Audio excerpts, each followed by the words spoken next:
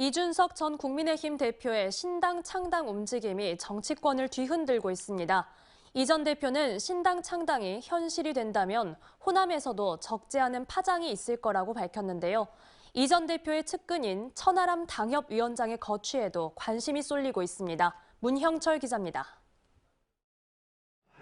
석 달 만에 순천을 다시 찾은 이준석 전 국민의힘 대표는 윤석열 대통령의 태도 변화와 국민의힘 내부 혁신을 기대하기 어렵다며 신당 창당에 대한 의지를 다시 한번 드러냈습니다.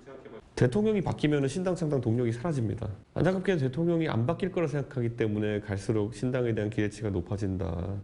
신당에 대한 지지율이 15에서 20% 사이를 유지한다면 내년 총선에서 의미 있는 성과를 낼 수 있다고 설명한 이 전 대표는 원내 교섭단체의 기준이 되는 20석 이상을 기대한다고 밝혔습니다. 호남에서 지지 기반을 확보할 수 있을지에 대해서는 지난 2016년 총선을 언급하며 자신감을 보였습니다. 국민의당 열풍이라는 걸 만들어 보셨던 분들입니다. 그렇기 때문에 그때 기억을 가지고 계신 분이 아직 많고요. 전라도 지역에서도 어느 정도 일당주의의 폐해라는 것은 드러나고 있고 지금의 정치적 행보가 몸값 올리기 위한 것 아니냐는 시각에 대해서는 대한민국 정치에 새로운 족적을 남기고 싶다고 설명했습니다. 저한테 직접적인 제안은 아니다 하더라도 상당한 제안들도 오고 있겠죠, 사실은. 그런데 제 입장에서는 전혀 그게 동하지 않고 있는 것이.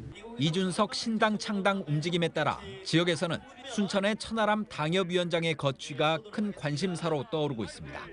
천 위원장은 창당이 공식화되지 않은 상황에서 합류 여부를 단언하는 건 적절하지 않다면서도 당과 대통령의 변화를 위한 이 전 대표의 노력에 적극적으로 힘을 보태겠다고 밝혔습니다.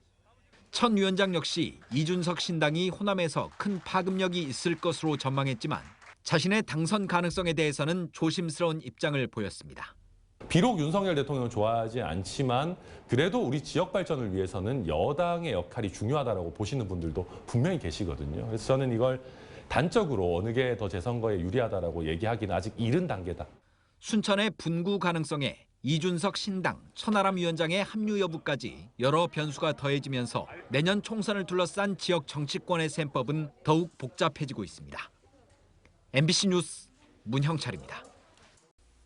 언제 어디서나 내 손 안의 뉴스. 광주 MBC 뉴스 유튜브 구독으로 함께하세요.